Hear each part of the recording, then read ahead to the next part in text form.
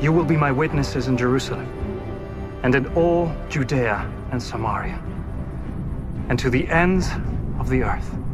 Go into the world and preach the gospel to all creation.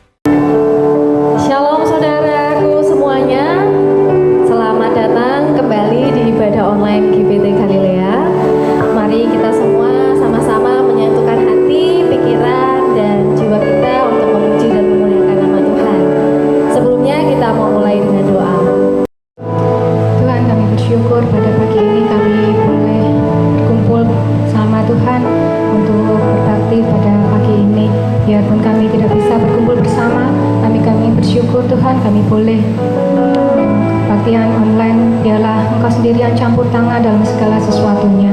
Kami serahkan Tuhan pujian dan penyembahan yang kami naikkan Tuhan. Engkau yang menyucikan dan menyucikan dan menguduskan setiap pujian dan penyembahan yang kami naikkan. Biarlah pujian dan penyembahan kami menjadi berkat buat kami semua dan juga orang-orang yang saat ini mendengar maupun melihat. Biar kuasa-Mu dinyatakan. Terima kasih Tuhan, kami siap memuji dan memuliakan nama-Mu. Di dalam nama Tuhan Yesus, amin. Mari saudara kita mau memuji Tuhan sama-sama. Haleluya.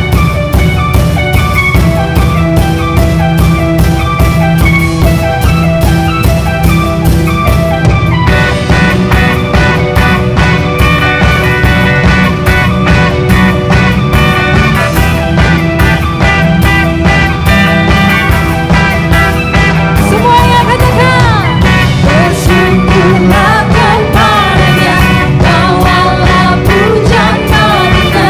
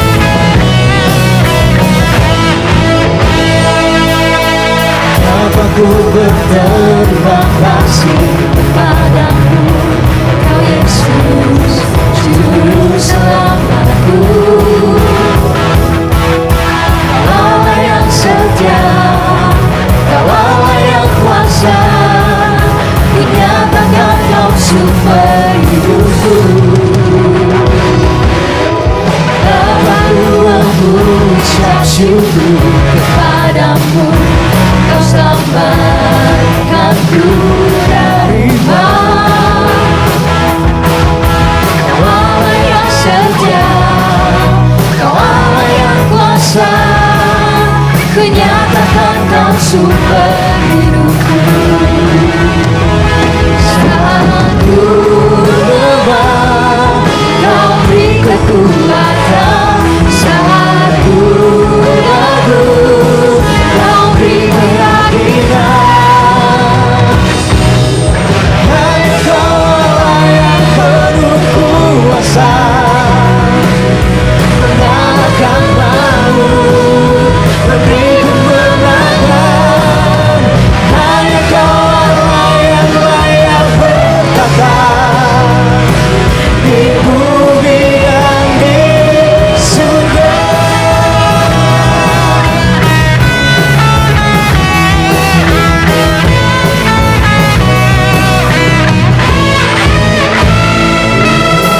Bapakku, aku ucap syukur Kepadamu, Kau selamatkanku dari maut.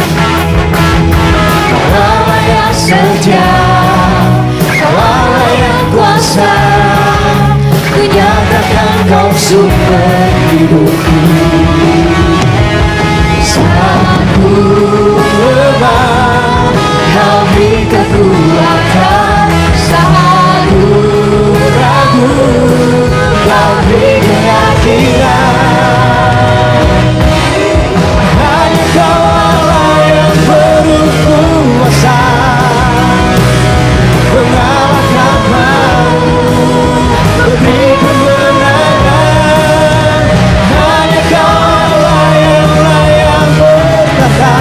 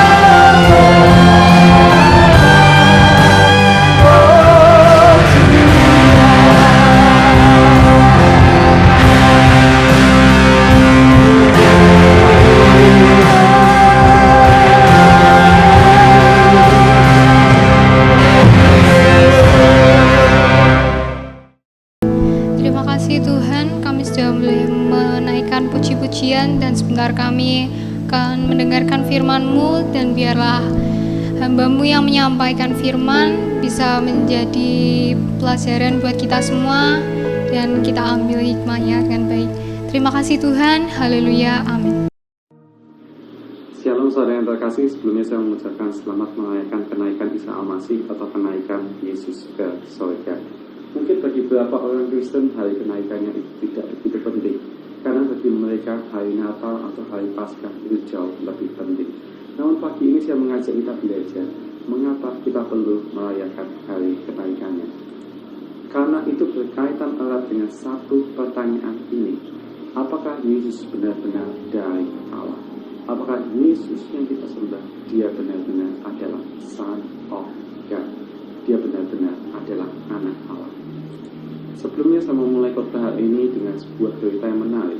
Di Amerika, khususnya di kota Houston, dikabarkan ada sekitar 200 pemimpin gereja yang sudah tidak percaya lagi pada Tuhan. Mereka mengatakan, kita nggak usah lagi baca Alkitab. Bahkan pada tanggal 26 Juni 2012, ada seorang pendeta dari gereja Lutheran yang bernama Pastor Mike House. Dia secara terang-terangan mendeklarasikan dirinya di sebuah siaran TV milik channel MSNBC bahwa dia telah menjadi seorang ateis. Dia bahkan berkata, if people read the Bible, the whole thing will be in trouble. Kalau orang masih baca Alkitab, semuanya akan kena masalah. Yang menyedihkan saudara, orang yang ngomong seperti ini padahal dia telah berkhotbah di gereja hampir selama 20 tahun. Wow, sungguh disayangkan saudara. Saudara mau sampaikan bahwa saat ini kita hidup di tengah-tengah masyarakat yang penuh dengan pandangan yang keliru tentang Yesus. Tidak jarang kita temui bahwa nama Yesus bahkan sering dipakai untuk swearing, untuk mengumpat, bahkan di movie-movie, bahkan di jalan-jalan. Karena banyak di antara orang-orang mereka menganggap bahwa Jesus never existed. Yesus tidak pernah ada di dunia ini. Ada seorang ahli sejarah dari Jerman yang bernama Bruno Bauer. Dia mengatakan, dia mengklaim bahwa Yesus tidak pernah ada di bumi ini. Bahkan The Great Soviet Encyclopedia mencatat bahwa Yesus hanyalah tokoh mitos pendiri kekristenan. Dan yang parahnya saudara, bahkan ada seorang pendeta yang murtad yang bernama Barker. Dia menuliskan dalam bukunya berjudul Losing Faith in Faith bahwa semua kisah Yesus itu hanyalah sebuah kisah mitos saja. Pagi ini jika saya bertanya, seberapakah besar level iman percaya kepadanya? Saya mau sampaikan di antara kita yang sedang mendengar pada pagi hari ini, ada 3 level iman percaya. Saya nggak tahu saat ini level iman saudara yang mana. Yang pertama, seperti yang dikatakan dalam Roma 14 ayat 1, yaitu iman yang lemah, di mana imannya itu mudah terombang-ambingkan, dan saat dia kena masalah dengan mudahnya dia tinggalkan Tuhan. Level yang kedua, yaitu seperti yang dikatakan dalam 1 Korintus 13 ayat 11 dan 1 Korintus 14 ayat 20, di mana imannya yaitu iman kanak-kanak. Iman kanak-kanak ini iman yang egosentris. Kata egosentris itu berasal dari kata ego yang berarti diri sendiri. Orang yang level imannya egosentris atau kanak-kanak ini, dia selalu berfokus pada bagaimana caranya untuk memuaskan dirinya sendiri. Level iman yang ketiga, yaitu seperti yang dikatakan dalam Ibrani 5 ayat 13 sampai 14, yaitu iman yang dewasa, di mana imannya itu theosentris. Kata theosentris itu berasal dari kata theo, yang artinya itu Allah. Orang yang level imannya theosentris atau dewasa ini, dia selalu berfokus untuk mencari kebenaran firman Allah. Pagi ini sehingga saya bertanya, adakah saudara yang sedang mendengar pada pagi hari ini? Engkau mau memiliki iman yang dewasa, selalu memiliki kerinduan untuk mencari kebenaran firman Allah. Saudara yang mau katakan amin. Haleluya. Pagi ini saya mengajak kita belajar 3 makna penting kenaikan. Saya percaya setelah kita tahu kebenaran firman Tuhan ini, rohani kita makin dewasa dan iman kita makin dikuatkan bahwa Yesus yang kita sembah, Dia benar-benar adalah Son of God. Dia benar-benar adalah anak Allah. Dia Yesus yang kita sembah, Dia benar-benar adalah Allah yang hidup, yang percaya segala katakan amin. Makna kenaikan yang pertama kita bisa baca di Yohanes 14 ayat 1 sampai 2. Yesus berkata, janganlah gelisah hatimu, percayalah kepada Allah, percayalah juga kepadaku. Di rumah Bapakku banyak tempat tinggal. Jika tidak demikian, tentu aku mengatakannya kepadamu. Sebab aku pergi ke situ untuk menyediakan tempat bagimu. Sambung di ayat selanjutnya. Dan apabila aku telah pergi ke situ dan telah menyediakan tempat bagimu, aku akan datang kembali dan membawa kamu ke tempatku, supaya di tempat di mana aku berada, kamu pun berada. Makna kenaikan Yesus yang pertama yaitu fulfillment of His truth, untuk menggenapi kebenarannya. Dan kebenaran yang pertama yaitu heaven is real, bahwa yang namanya surga itu benar-benar ada. Ayat yang baru saja kita baca mengatakan, Yesus berkata, di rumah Bapakku. Ini membuktikan bahwa Yesus benar-benar dari Allah. Yesus benar-benar datang dari surga. Dan kenaikannya membuktikan bahwa Yesus kembali lagi ke tempat asalnya, yaitu surga yang mulia. Dan yang menarik, sejarah mencatat bahwa kenaikannya ini disaksikan oleh 120 orang. Ini berarti bahwa Yesus bukanlah mitos. Oleh karena itu dapat disimpulkan bahwa surga itu benar-benar ada. Dan ayat yang baru saja kita baca mengatakan, Tuhan telah sediakan surga sebagai tempat peristirahatan yang abadi bagi mereka semua yang percaya kepadanya. Yang percaya katakan amin. Haleluya. Kebenaran yang kedua yaitu God is real, bahwa yang namanya Tuhan itu benar-benar ada. Kenaikannya itu membuktikan bahwa Yesus berkuasa atas bumi dan surga. Bahkan yang namanya hukum gravitasi atau hukum alam itu di bawah kuasanya. Oh haleluya. Dan yang menarik, kalau kita perhatikan di Kisah Para Rasul 1 ayat 10, Yesus itu merupakan satu-satunya manusia yang kenaikannya itu bahkan disaksikan oleh para malaikat. Wah, ini menarik saudara. Kenaikannya bukan hanya disaksikan oleh manusia, tetapi juga disaksikan oleh para malaikat. Oleh karena itu dapat kita simpulkan bahwa Jesus is Lord, bahwa Yesus itu adalah Tuhan. Dia adalah benar-benar Tuhan yang hidup, yang percaya sekali. Katakan amin. Haleluya. Ada seorang filsuf dari Jerman yang bernama Baumgarten. Dia mengatakan, the ascension of Elijah may be compared to the flight of a bird, which no one can follow. The ascension of Christ is a bridge between earth and heaven, laid down for all who want to follow Him. Kenaikan Elia ke surga bisa disamakan seperti burung yang terbang, di mana tidak ada seorang pun yang bisa mengikutinya. Namun kenaikan Yesus ke surga itu berbeda, karena itu merupakan suatu jembatan antara bumi dan surga yang Tuhan telah sediakan bagi semua orang yang mau mengikutinya. Yang percaya saya dikatakan amin. Haleluya. Oleh karena itu kita bisa sambung dengan kebenaran yang ketiga, yaitu the way to heaven is real. Bahkan yang namanya jalan menuju ke surga itu benar-benar ada. Ayat yang kita baca sebelumnya mengatakan, Yesus berkata, supaya di tempat aku berada, kamu pun berada. Ini berarti ada jaminan bahwa bagi mereka yang percaya, pasti ada tempat di surga yang mulia.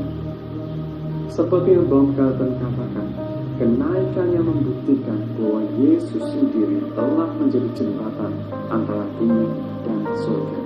Dan ini menggenapi apa yang Yesus pernah katakan dalam Yohanes 14 ayat 6. Akulah jalan dan kebenaran dan hidup. Tidak ada seorang pun yang datang kepada Bapa kalau tidak melalui aku. Sehingga kita dengan penuh keyakinan bisa berkata seperti yang dikatakan dalam Roma 10 ayat 9. Sebab jika kamu mengaku dengan mulutmu bahwa Yesus adalah Tuhan dan percaya dalam hatimu bahwa Allah telah membangkitkan Dia dari antara orang mati, maka kamu akan diselamatkan. Haleluya. Saudara, pagi ini saya mau selingi dengan sebuah kesaksian yang indah dari seorang yang bernama Yakub dari Handoko. Yakub ini dulunya adalah seorang ateis. Dia nggak percaya bahwa Allah itu ada, karena yang namanya Allah itu tidak bisa dibuktikan dengan akal logika. Sampai suatu kali ada seorang dosen di kelasnya bilang, Alkitab adalah firman Tuhan. Oh, nggak disangka saudara, pada saat dia mendengar itu tanpa penjelasan apapun, tanpa argumen apapun, Yakub ini dia bisa langsung nangis di pojok kelas. Puji Tuhan saudara, Tuhan sendiri yang celikan mata rohani bahwa ternyata keberadaannya itu bisa dibuktikan dengan akal logika dan bisa dibuktikan dengan fakta. Tuhan bukakan mata rohani Pak Yakub ini bahwa jika Allah ada, pasti Ia berinisiatif untuk mengenal kita lebih dahulu. Karena nggak mungkin kita yang terbatas ini bisa mengenal Allah yang katanya tidak terbatas. Dan puji Tuhan saudara, Yakub temukan buktinya dalam 1 Yohanes 4 ayat 10. Bukan kita yang mengasihi Allah, tetapi Allah yang mengasihi kita lebih dahulu. Puji Tuhan saudara, singkat cerita, Yakub yang dulunya adalah seorang ateis, akhirnya dia malah bisa menyerahkan diri menjadi hamba Tuhan, dan sekarang malah bisa menjadi salah satu dosen tetap di sekolah teologi awam Reform. Oh haleluya, mari kita beri tepuk tangan bagi anak Tuhan. Puji Tuhan. Makna kenaikan Yesus yang kedua kita bisa baca di Matius 28 ayat 10. Sebelum Yesus berangkat ke surga, Yesus menyuruh murid-muridnya. Maka kata Yesus kepada mereka, jangan takut, pergi dan katakanlah kepada saudara-saudaraku supaya mereka pergi ke Galilea, dan di sanalah mereka akan melihat aku. Dan ini yang menarik, setelah Yesus berangkat ke surga, dikatakan ada 2 orang malaikat yang datang dan berkata kepada murid-muridnya, hai orang-orang Galilea, mengapakah kamu berdiri melihat ke langit? Yesus ini yang berangkat ke surga, meninggalkan kamu, akan datang kembali dengan cara yang sama seperti kamu melihat Dia naik ke surga. Saudara, perlu kita ketahui sebelumnya bahwa tidak semua murid berasal dari Galilea. Namun yang menarik, mengapa Tuhan memanggil mereka semua, hai orang-orang Galilea? Yang menarik, kata Galilea, kalau kita pelajari itu artinya revolution of the wheel. Itu diartikan seperti roda yang berputar dan tidak pernah berhenti. Saudara, pesan dari kenaikannya pada hari ini yang Tuhan mau sampaikan kepada setiap kita, bahwa jangan pernah berhenti mencari Tuhan sekalipun engkau tidak bisa melihatnya. Karena Tuhan telah sediakan yang namanya assurance of faith, atau kepastian untuk iman kita. Sehingga dalam hati setiap kita terukir kata faith works. Ada iman yang sedang bekerja. Haleluya. Ada seorang uskup dari Inggris yang merupakan salah satu pengedit naskah Perjanjian Baru dalam bahasa Yunani asli yang bernama Bishop Westcott. Dia mengatakan, the ascension is an element of Christ's works that speaks to our heart. He is not only present, but also active for us. We believe He had seated on the right hand of God the Father. Kenaikan Yesus ke surga itu merupakan salah satu bagian dari karya Kristus yang berbicara kepada hati kita, bahwa Dia bukan hanya ada, tapi juga sedang aktif bekerja untuk kita. Haleluya. Dan kita percaya bahwa Dia telah duduk di sebelah kanan Allah Bapa. Kita bisa melihat buktinya di Markus 16 ayat 19, dikatakan, sesudah Tuhan Yesus berbicara demikian kepada mereka, yaitu murid-muridnya, berangkatlah ia ke surga, lalu duduk di sebelah kanan Allah. Garis bawahi di sini, duduk di sebelah kanan Allah. Yang menjadi pertanyaan, apa pentingnya Alkitab mencatat Yesus duduk di sebelah kanan Allah Bapa? Kalau kita belajar, duduk di sebelah kanan Allah ini memiliki beberapa arti penting.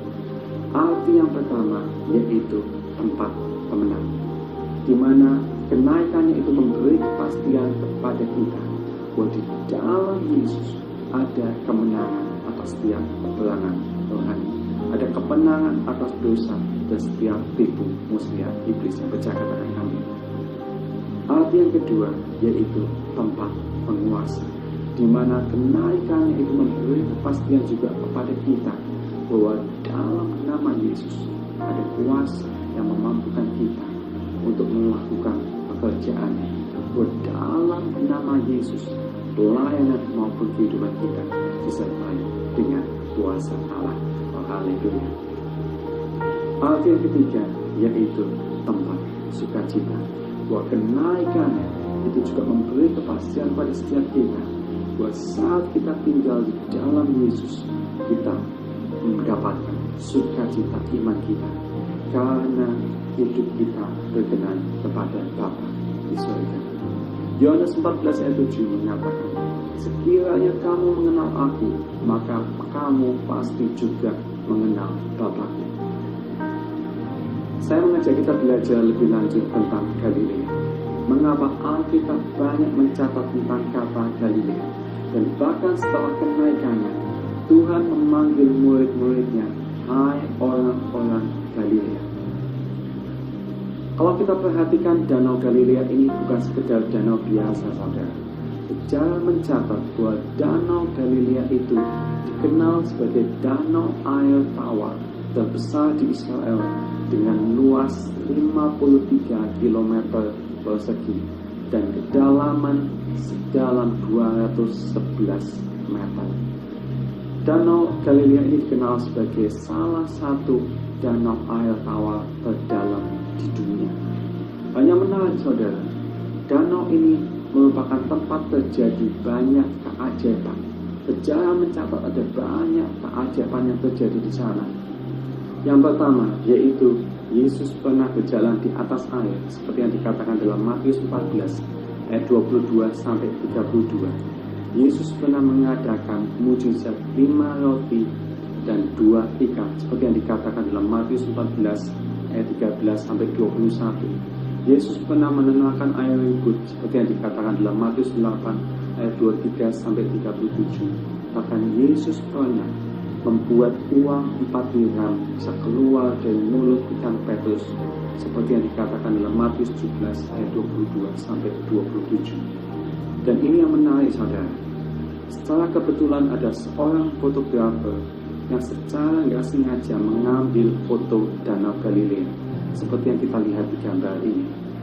Secara sepintas kalau kita lihat foto ini tampak seperti gambar danau biasa-biasa saja.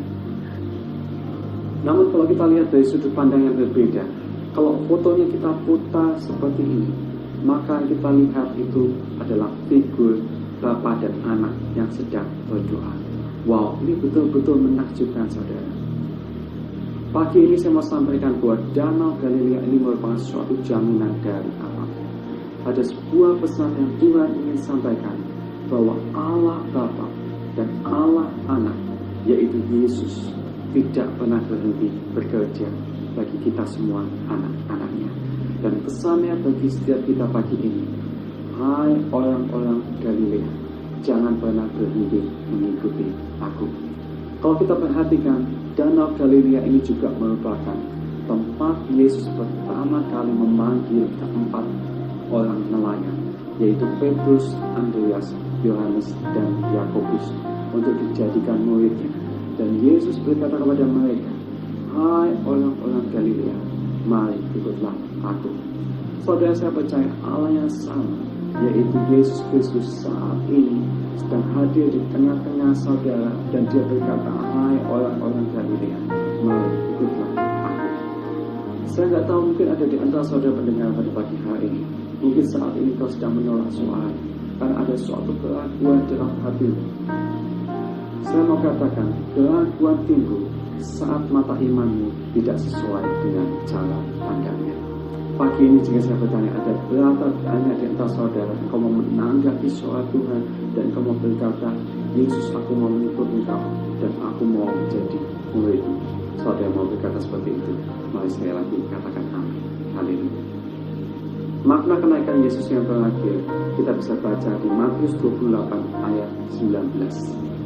Sebelum Yesus berangkat ke surga, Yesus menyuruh murid-muridnya, "Karena itu pergilah, jadikanlah semua bangsa muridku, dan baptislah mereka dalam nama Bapa dan Anak dan Roh Kudus."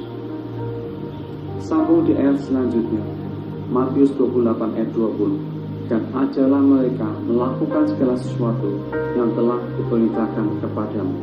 Dan ketahuilah, aku menyertai kamu senantiasa sampai kepada akhir zaman."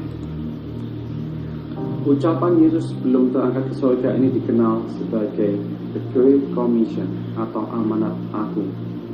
Ada seorang pengarang yang terkenal yang bernama Philip Yancey. Dia mengatakan dalam bukunya The Jesus I Never Knew, Yesus yang tidak pernah aku kenal, bahwa maksud kenaikannya bukan hanya menerima kemuliaan dan kembali ke tata sucinya, namun untuk memberi kesempatan bagi setiap orang yang percaya untuk menjadi saksinya.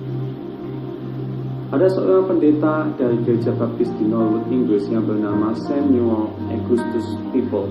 Dia mengatakan, "The ascension means for Christ to have a large increase in influence, more power to act and purify on human minds and hearts. This is the mission that He left for us to speak repentance from sin." Kenaikan Yesus ke surga memiliki arti supaya Kristus punya pengaruh dan kuasa yang lebih besar lagi untuk bertindak dan memurnikan pikiran dan hati manusia. Ini merupakan misi yang Tuhan tinggalkan bagi setiap kita untuk menyampaikan pesan tentang pertobatan dari dosa. Dan Alkitab mengkonfirmasi misi yang Tuhan berikan kepada setiap kita dalam Kisah Para Rasul 1 ayat 8. "Tetapi kamu akan menerima kuasa kalau Roh Kudus turun ke atas kamu, dan kamu akan menjadi saksiku di Yerusalem dan di seluruh Yudea dan Samaria dan sampai ke ujung bumi." Saudara, pagi ini saya mau sampaikan bahwa Tuhan telah memanggil setiap kita untuk menjadi saksinya. Dari Indonesia, Australia, dimanapun kita berada, sampai ke seluruh ujung bumi. Yang percaya katakan amin. Haleluya. Kalau kita perhatikan, kata kuasa yang dipakai dalam Kisah Para Rasul 1 ayat 8 ini mengacu kepada kata dunamis, yang artinya itu kekuatan yang besar. Saudara, ketahuilah bahwa Tuhan telah memperlengkapi setiap kita dengan kekuatan yang besar dari Roh Kudus untuk menjalankan misinya, yaitu pergi dan jadikanlah semua bangsa muridku. Seperti yang kita baca di Matius 28 ayat 19. Ini berarti bahwa setiap kita dipanggil untuk bersaksi dan menyampaikan kebenarannya. Namun sayangnya, seringkali kita dihalangi oleh satu pemikiran ini, bahwa saya tidak pandai berbicara. Saudara, menarik kalau kita perhatikan, para murid Yesus, mereka juga bukanlah orang yang pandai berbicara. Mereka bukanlah orang yang spesial, namun mereka menjadi orang yang berbeda saat kuasa Roh Kudus turun ke atas mereka, sehingga mereka bahkan rela menderita sampai akhir hidupnya demi menjadi saksinya. Dan saya percaya kalau kita mendengar kisah pengorbanan mereka yang dikenal sebagai Martyr of the Saints, atau kisah martir para orang-orang kudus, hati kita akan tercelik oleh kebenarannya. Kalau kita perhatikan, Petrus rela menjadi saksinya sampai dia mati disalib terbalik. Matius, dia juga rela disiksa dan sampai mati ditusuk pedang. Yakobus anak Zebedius, dia rela mati dipenggal. Yakobus anak Alfeus, yang walaupun merupakan pemimpin gereja di Yerusalem saat itu, dia juga rela sampai mati dilempar dari bait Allah. Bartolomeus, dia rela dicambuk sampai mati, sampai semua kulitnya hancur dan terkelupas. Andreas rela mati disalib terbalik. Thomas yang pernah nggak percaya namun akhirnya rela mati dihujani tombak di India. Matias yang merupakan pengganti Yudas Iskariot, dia rela mati di rejang batu dan akhirnya kepalanya dipenggal. Yudas Tadius, dia rela mati disalib. Yohanes, dia rela direndam minyak mendidih dan diasingkan ke pulau Patmos sampai akhir hidupnya. Simon orang Selot dan Filipus rela menjadi saksinya hingga mati disalib. Saudara, tujuan saya menyampaikan kisah pengorbanan murid-murid Yesus ini bukan sekedar untuk menakut-nakuti saudara, tetapi untuk menunjukkan kesetiaan mereka, bahwa mereka rela tetap menjalankan misi mereka sampai akhir hidupnya sebagai murid Yesus. Kata murid dalam bahasa Inggris itu disciple, yang mengacu kepada change from inside, perubahan yang terjadi dalam diri kita. Itu seperti yang Tuhan ajarkan dalam Lukas 6 ayat 48 tentang seorang yang menancapkan fondasi yang dalam di atas batu karang untuk membangun rumahnya. Saudara, yang menjadi pertanyaan pagi ini, adakah Roh Kudus dalam bangunan rumahnya sehingga hidupmu bisa dipakai menjadi saksinya? Mungkin di zaman sekarang kita nggak perlu menjadi martir seperti murid-murid Yesus di zaman dahulu. Namun satu hal yang dapat kita lakukan, seperti yang dikatakan dalam 1 Timotius 4 ayat 12. Jangan seorang pun menganggap engkau rendah karena engkau muda. Jadilah teladan bagi orang-orang percaya dalam perkataan, dalam tingkah laku, dalam kasih, dalam kesetiaan, dan dalam kesucian. Oh saudara, mari mulai hari ini jadilah saksi Tuhan dalam setiap perkataan, dalam setiap tingkah laku, dalam setiap kasih, dalam setiap kesetiaan, dan dalam setiap kesucian kepadanya. Saudara mau, mari katakan amin. Haleluya. Saya mau tutup khotbah hari ini dengan sebuah kesaksian yang indah dari seorang misionaris pertama yang melayani di Tanah Toraja di Sulawesi Selatan pada tahun 1913 yang bernama Anthony Aris van der Loosdrecht. Yang menarik, pertama kali yang Anthony lakukan saat dia sampai ke Tanah Toraja, dia menemui para ketua adat yang ada di sana dan dia duduk bersama mereka sambil menyelipkan kisah menarik dari Alkitab. Anthony dia bahkan membantu untuk memperjuangkan hak para masyarakat lokal. Saat pemerintah Belanda mengeluarkan aturan yang gak adil, dia maju membela di hadapan pemerintah supaya aturannya itu bisa diperbaiki. Anthony juga memajukan masyarakat Toraja dengan membangun banyak sekolah di sana. Saudara, satu nilai positif yang kita bisa ambil dari Anthony ini, bahwa dia bisa menjadi saksinya dengan menjadi teladan bagi orang-orang di sekitarnya. Walaupun akhirnya setelah 4 tahun kemudian Anthony ini mati sebagai martir, dia mati ditombak oleh orang-orang di sana. Namun yang luar biasa, sampai saat ini di Tanah Toraja ada 75% orang yang percaya kepada Tuhan. Oh, ini betul-betul amazing. Haleluya. Saudara, izinkan saya menutup dengan satu pertanyaan penting ini. Seberapakah besar level iman percayamu kepadanya? Apakah engkau betul-betul yakin dan percaya bahwa Yesus benar-benar dari Allah? Hari ini the Ascension of Christ atau hari kenaikan Yesus ke surga mengajarkan kepada tiga pelajaran berharga, bahwa kenaikannya itu merupakan fulfillment of His truth, untuk menggenapi kebenarannya, bahwa surga itu benar-benar ada, Allah itu benar-benar ada, dan jalan menuju ke surga hanya melalui Yesus saja. Dan bahwa kenaikannya itu merupakan assurance of our faith, memberi kepastian untuk iman kita, bahwa dalam namanya kita bisa punya yang namanya hidup yang berkemenangan, hidup yang penuh kuasa, dan bahkan hidup yang penuh sukacita. Dan kenaikannya itu mengingatkan kita untuk menjadi saksinya sampai akhir hidup kita. Amin. Mari saya mengajak kita semua untuk berdoa. Tuhan, hamba-Mu telah selesai berbicara. Saat ini hamba berdoa bagi setiap pendengar yang sedang mendengarkan acara kebaktian online saat ini. Jikalau mungkin ada di antara pendengar yang saat ini iman rohaninya mulai goyah, hamba berdoa bila di dalam nama Tuhan Yesus Engkau bawa mereka kembali untuk bisa percaya kepadamu. Dan Tuhan, biarlah mulai hari ini Engkau jadikan setiap kami saksi. Pakai setiap kami untuk kami bisa menjadi teladan bagi orang-orang di sekitar kami, sehingga dimanapun kami berada, baik itu di sekolah kami, baik itu di gereja kami, baik itu di tempat kerja kami, maupun di rumah kami sendiri, nama-Mu dimuliakan. Haleluya. Setiap kita yang percaya dan setiap kita yang mau, mari sama-sama katakan amin. Tuhan Yesus memberkati. Hallelujah.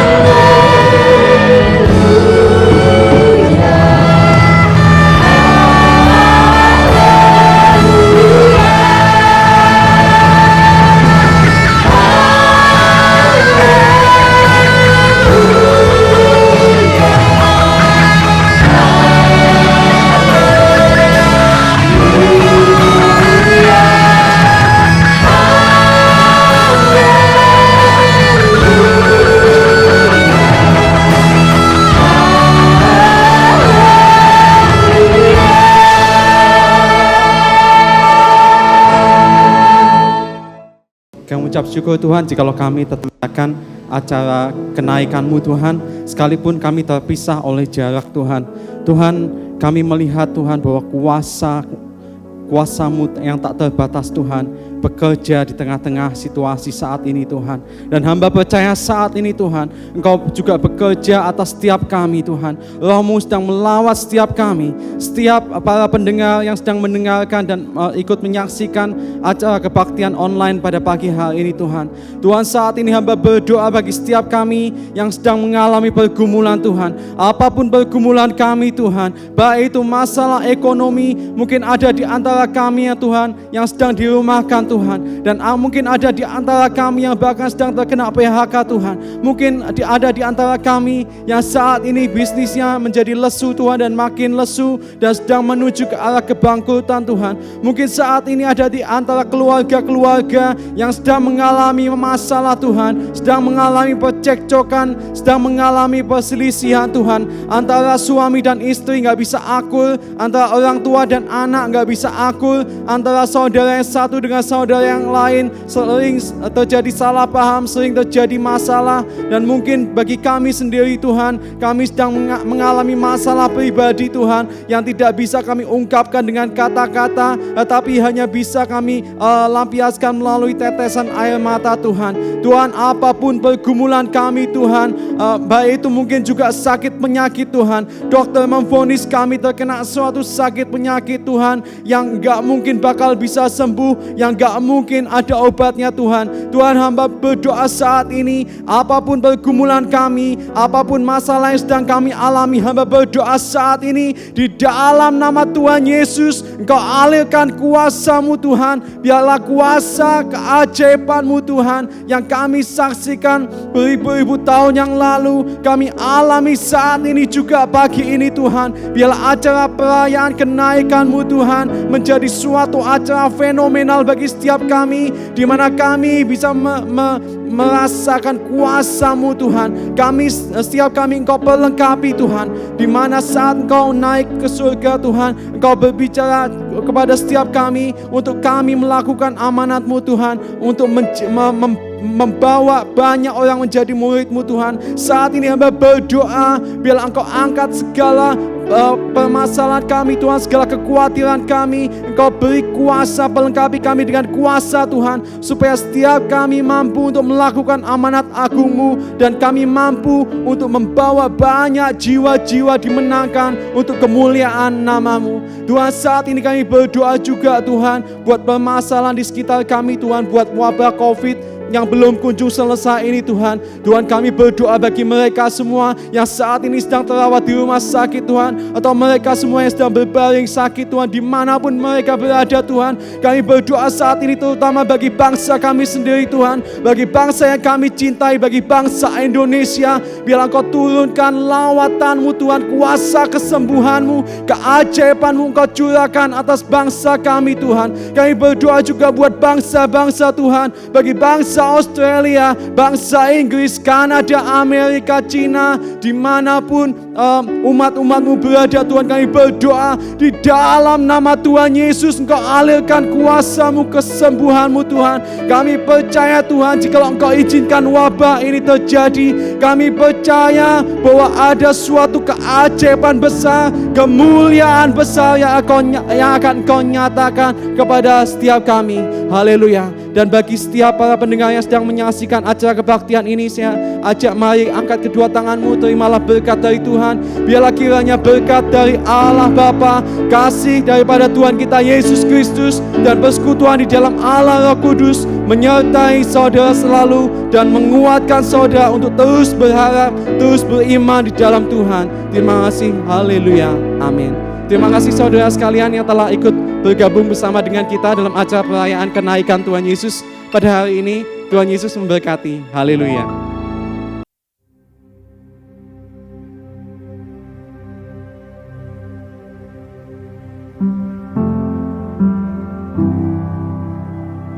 Jesus' very last act on earth is also one of his most puzzling. He ascends into heaven to be seated at the right hand of the Father. On the surface, the ascension appears to show Christ leaving our world. But if we see the ascension resulting in less of Jesus' presence instead of more, then we are missing out on a powerful truth about the ascended Jesus. When Jesus encounters Mary Magdalene after his resurrection, she throws her arms around him. She had lost him once, and she would never lose him again. But Jesus says to her, "Don't hold on to me, Mary, for I have not yet ascended to the Father." One could assume that Jesus is saying this because his resurrected body is sacred, but later Jesus invites Thomas to touch his wounds, so that can't be the case. Jesus knew the fear that Mary felt, thinking she had lost him forever. So through his reply, Jesus is saying, if you let go, if you let me ascend, you'll have access to an even stronger relationship with me. Mary, the way I am right now, there's a chance you could lose me. But if I ascend to the Father, you will have me forever, and nothing will ever be able to take me away from you. His presence would come through the Holy Spirit, who is not merely a force, but a person who would come in his place. Jesus said, "Unless I go away, the advocate will not come. But if I go, I will send him to you." And one of the roles of the Holy Spirit is to reveal Christ to us. This is why Jesus said that through the Holy Spirit, he would finally show himself to his disciples. The implication is that the disciples did not and could not truly know Jesus until he went away bodily and returned through the Holy Spirit, which is encouraging for us to see, because you might be under the impression that if only you could have lived and walked with Jesus, that you would know him better than you do now. But you'd be wrong. Before Jesus died, the Holy Spirit had not been released into the world in this powerful way. And you can only know Jesus fully through the Spirit's influence, as he shows you in the shadow of the cross how high and long and wide and deep his love is for us. In other words, through the Holy Spirit, you can see Christ and know his presence and his love better than the apostles on the night of the Lord's Supper. So the inevitable question is, are you living like this is true? Are you living like Christ is more accessible now than he was when he walked the earth? Jesus has made his intentions clear. He left heaven and all of his glory for your sake. And through his ascension, he has made himself infinitely available to you. Christ has drawn near to you. So draw near to him.